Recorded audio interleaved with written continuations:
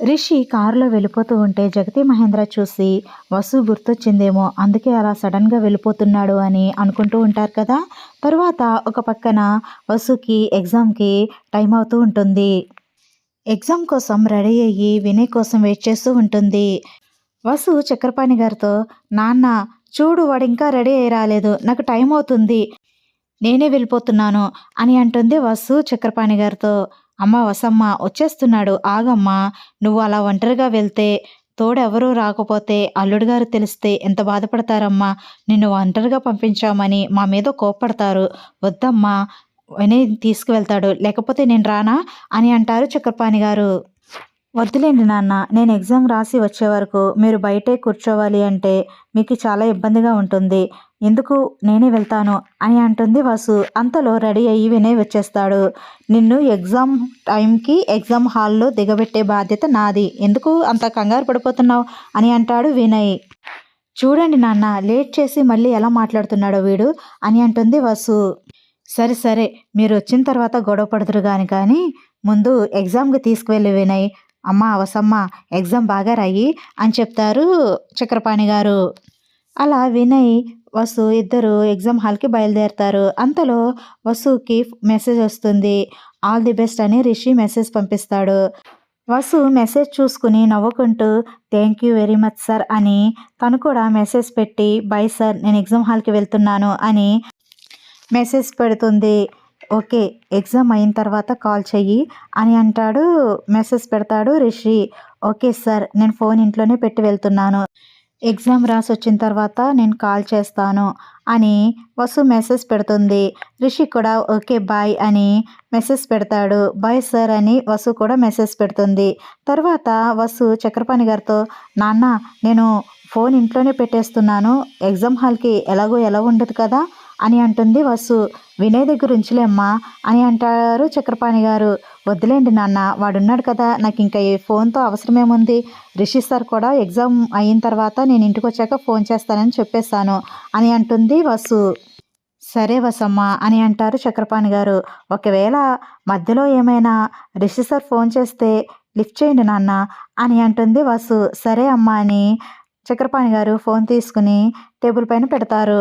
ఇంకా వసు ఎగ్జామ్ రాయడానికి బయలుదేరుతుంది.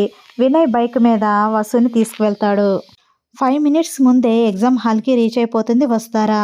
చాలా ఫాస్ట్గా తీసుకొచ్చావురా అని అంటుంది వసు. మరేమనుకున్నావు, నేను చెప్పాను కదా ఎగ్జామ్ టైంకి నిన్ను ఎగ్జామ్ హాల్లో కూర్చోపెట్టే బాధ్యత నాది అని చెప్పాను కదా అని అంటాడు వినయ్.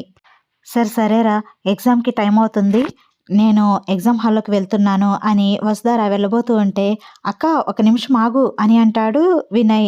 ఏమైంది అని అంటుంది వసు. బావగారు కాల్ చేస్తున్నారు అని అంటాడు వినయ్. అవునా, నేను ఫోన్ అక్కడ పెట్టేస్తున్నాను చెప్పాను కదా ఇంటి దగ్గర అని అంటుంది వసు. అందుకే నా ఫోన్కి చేశారు అని అంటాడు వినయ్. వసుధారకి చాలా సంతోషంగా అనిపిస్తుంది. వసుధార వినయ్ ఫోన్ తీసుకుని సార్ అని అంటుంది. వస్తారా ఎగ్జామ్ బాగా రాయి, ఏ ఒక్కటి వదిలిపెట్టుకు, ప్రతి క్వశ్చన్కి ఆన్సర్ అటెంప్ట్ చెయ్యి అని జాగ్రత్తలు చెప్తూ ఉంటారు. ఓకే సార్ అని అంటుంది Vasu. All the very best M H అని అంటాడు Rishi. Thank you very much MD గారు అని అంటుంది వసు. సార్ టైం అయిపోతుంది నేను వెళ్తున్నాను అని అంటుంది వసు. ఓకే వస్తారా బాయ్ అని రిషి ఫోన్ పెట్టేస్తాడు. ఫోన్ని వినయ్కి ఇచ్చేసి వసు హాల్లోకి వెళ్తూ ఉంటుంది. అక్క ఒక్క నిమిషం ఆగు అని అంటాడు వినయ్. మళ్ళీ ఏమైందిరా అని ఆగుతుంది వసు. అక్క ఇదిగో అని వినయ్ తన పాకెట్లో నుంచి ఒక పెన్ తీసి ఇస్తాడు. ఏంటి అన్నట్టు అర్థం కానట్టు చూస్తుంది. ఇది బావగారు ఇమ్మన్నారు నీకు అని అంటాడు వినయ్. వసు షాక్ అయిపోతుంది. ఏంటి బావగారు ఇమ్మన్నారా అని అంటుంది వసు. అవును, అంతేకాదు ఈ పెన్ కూడా బావగారే ఇచ్చారు నాకు అని అంటాడు వినయ్. అదెలా సాధ్యం, నువ్వు ఇక్కడున్నావు, బావగారు హైదరాబాద్లో ఉన్నారు, నీకు బావగారు ఇప్పుడు ఇచ్చారు అని అంటుంది వసు. అక్క ఇప్పుడే ఇవ్వాలని రూల్ ఉందా ఏంటి, బావగారు నిన్ను తీసుకురావడానికి నేను వచ్చినప్పుడే నాకు ఇచ్చారు ఈ పెన్నుని అని అంటాడు వినయ్. వస్తారా షాక్ అయిపోతుంది. ఏంటి అప్పుడే ఇచ్చారా అని అంటుంది వసు. అవునక్క అని అంటాడు వినయ్. మరి ఇన్ని రోజులు ఇవ్వకుండా ఎందుకు దాచిపెట్టావరా అని అంటుంది వసు. అంటే బావగారు నువ్వు ఎగ్జామ్కి వెళ్ళే ముందే ఇవ్వమన్నారు, అందుకే ఇప్పుడు ఇచ్చాను అని అంటాడు వినయ్. అక్క, నువ్వు ఈ పెన్నును చూసి ఎంత సర్ప్రైజ్ అవుతున్నావు? మీ ఇద్దరి మధ్యన ఏదైనా పెన్నుల ఫ్యాంటసీ ఏమైనా ఉందా అని అంటాడు వినయ్. అవన్నీ నీకెందుకురా అని అంటుంది వసు. ఏం లేదు, బావగారు నీకే ఇవ్వచ్చు కానీ నీకు ఇవ్వలేదు. పోనీ నాకిచ్చిన అప్పుడే ఇవ్వమనొచ్చు, ఇంటికి వచ్చాక ఇవ్వమనొచ్చు, కానీ అప్పుడు కూడా ఇవ్వద్దన్నారు. ఎగ్జామ్కి వెళ్ళే ముందు మాత్రమే ఇవ్వమన్నారు. అంటే నువ్వు సర్ప్రైజ్ ఫీల్ అవ్వాలని అలా చేశారా బావగారు అని అంటాడు వినయ్. మీ బావగారు జెంటిల్మెన్ కదా, అందుకే నాకు ఇలా సర్ప్రైజ్ ఇచ్చారు అని నవ్వుతూ ఉంటుంది వసు ఆ పెన్నును చూసుకుంటూ మురిసిపోతూ. పెన్ ఇస్తే జెంటిల్మెనా? ఈ లాజిక్ నాకు తెలియదక్క, నేను ఎప్పుడూ ట్రై చేయలేదు. ఈసారి నేను కూడా ట్రై చేస్తానక్క, ఎవరికన్నా అమ్మాయికి పెన్ ఇచ్చి అని అంటాడు వినయ్ నవ్వుతూ వసుని ఆట పట్టించడానికి. పోరా నీతో నాకేంటి, నాకు లేట్ అవుతుంది అని వసు వెళ్ళిపోతూ ఉంటుంది. అక్క ఆల్ ది బెస్ట్ అని అరుస్తూ ఉంటాడు వినయ్. వసు వెనక్కి చూసి థ్యాంక్ యూ చెప్పి నవ్వుకుంటూ వెళ్ళిపోతుంది ఎగ్జామ్ రాయడానికి ఎగ్జామ్ హాల్లోకి. ఒక పక్కన రిషి కారులో డ్రైవ్ చేసుకుంటూ ప్రయాణం చేస్తూ ఉంటాడు. ఒక పక్కన ఎగ్జామ్ హాల్లో వసు ఎగ్జామ్ రాస్తూ ఉంటుంది. ఒక పక్కన వినయ్ ఎగ్జామ్ హాల్ బయట చెట్టు దగ్గర కూర్చుని వసు కోసం వెయిట్ చేస్తూ ఉంటాడు. రిషి కారులో ప్రయాణిస్తూ ఈ పాటికి ఎగ్జామ్ హాల్లోకి వెళ్ళిపోయి ఉంటుంది. ఎగ్జామ్ స్టార్ట్ అయిపోయి ఉంటుంది. Question paper ఇచ్చుంటారు. ఎగ్జామ్ ఎలా రాస్తుందో. మామూలుగా అయితే తన గురించి అంత టెన్షన్ ఉండేది కాదు. ఈ ఇబ్బందుల వలన తను సరిగా ప్రిపేర్ అవ్వలేకపోయింది. లాస్ట్ కొన్ని డేసే తను కాన్సన్ట్రేషన్ చేయగలిగింది. అందుకే నాకు చాలా టెన్షన్గా ఉంది అని రిషి మనసులో ఆలోచించుకుంటూ వసు గురించే డ్రైవ్ చేస్తూ ఉంటాడు. ఒక పక్కన మహేంద్రతో జగతి, మహేంద్ర, వసుకి ఎగ్జామ్ స్టార్ట్ అయిపోయి ఉంటుంది. ఎగ్జామ్ పేపర్ ఎలా వచ్చిందో, క్వశ్చన్ పేపర్ తను బాగా రాస్తుందంటావా? సరిగ్గా ప్రిపేర్ అవ్వలేకపోయింది కదా ఈ గొడవల వలన అని అంటుంది జగతి. నువ్వేం టెన్షన్ పడకు జగతి, వసుకి ఒకసారి చదివితే అది అలా ప్రింట్ అయిపోతుంది మైండ్లో. తన గురించి నీకు తెలిసి కూడా ఎందుకు ఇలా మాట్లాడుతున్నావు అని అంటాడు మహేంద్ర. అది కాదు మహేంద్ర, ఆ విషయం నాకు తెలుసు. వసు ఏకసంధాగ్రహి, కానీ ఈ గొడవల వలన తను సరిగా కాన్సన్ట్రేషన్ చేయలేకపోయింది కదా, తన టైం చాలా వేస్ట్ అయిపోయింది. అందుకే నా బాధ అంతా.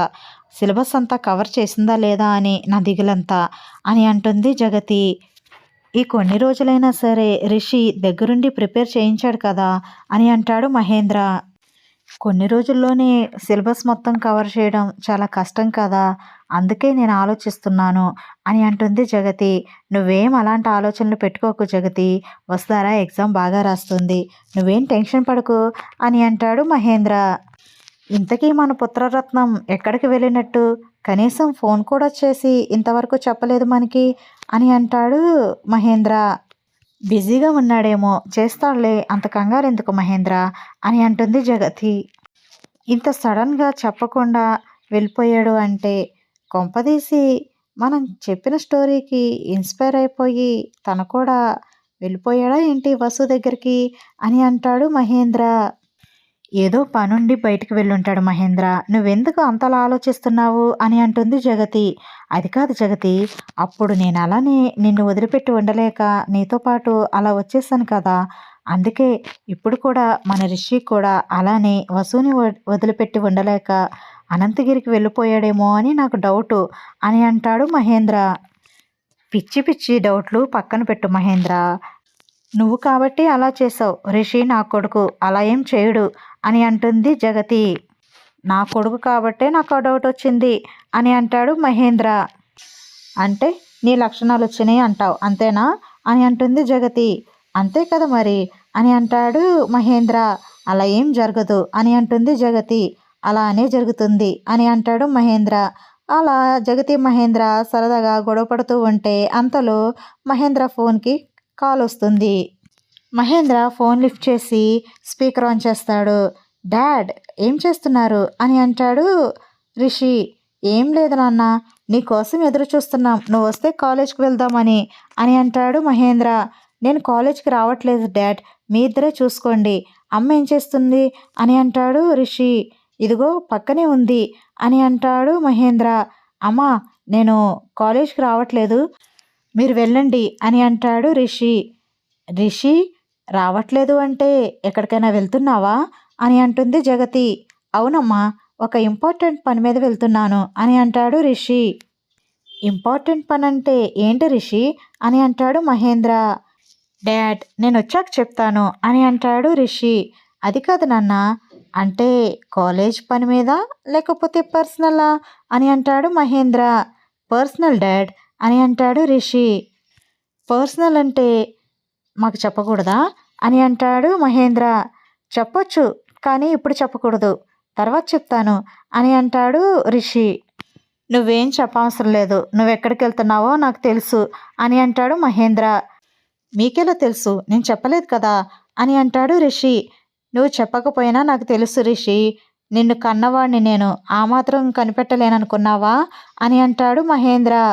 నా గెస్ కరెక్ట్ అయితే నువ్వు మా కోడలు వసుధార దగ్గరికి వెళ్తున్నావు అని అంటాడు మహేంద్ర. రిషి షాకింగ్గా డాడ్ అని అంటాడు. ఓకే నాన్న, జాగ్రత్తగా వెళ్ళు అని మహేంద్ర ఫోన్ పెట్టేస్తాడు. జగతి వంక నవ్వుతూ గర్వంగా చూస్తూ ఉంటాడు. జగతి ఆశ్చర్యంగా చూస్తూ ఉంటుంది. చూసావా, ఇప్పుడేమంటావు రిషేంద్రభూషణ్ తల్లిగారు అని అంటాడు మహేంద్ర నవ్వుతూ. ఏమంటాను, తండ్రి పోలికలు వచ్చాయి అని ఒప్పుకుంటాను అని జగతి కూడా నవ్వుతూ ఉంటుంది. వాడు నా కొడుకు అని మహేంద్ర మీసం తిప్పుతూ ఉంటాడు. మహేంద్ర అలా చేస్తుంటే జగతి నవ్వుతూ ఉంటుంది. వసు ఒక పక్కన ఎగ్జామ్ రాస్తూ ఉంటుంది. వీడియో నచ్చితే ప్లీజ్ లైక్ చేయండి, ఛానల్ని సబ్స్క్రైబ్ చేసుకుని బెల్ ఐకాన్ ప్రెస్ చేయండి. Thanks for watching.